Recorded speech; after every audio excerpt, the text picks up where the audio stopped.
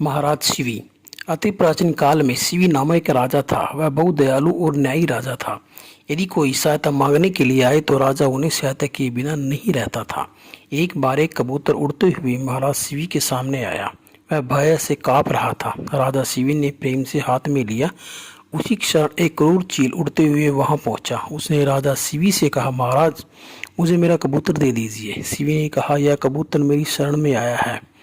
यदि मैंने इसे तुम्हारे हाथ में दिया तो तुम उसे खा जाओगे, इसलिए इसका पाप भी मुझे लगेगा। चील ने कहा, मुझे बहुत भूख लगी है और यह कबूतर मेरा अन्न है। यदि यह अन्न आपने मुझसे छीन लिया तो मैं मर जाऊंगा, इसलिए तो क्या इसका पाप आपको नहीं लगेगा?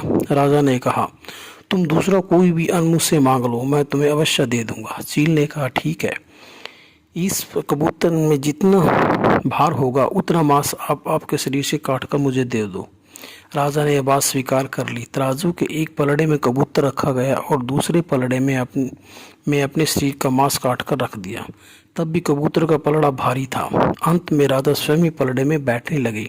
साक्षात अग्निदेव ने कबूतर का और इंद्रदेव ने चील का रूप लिया।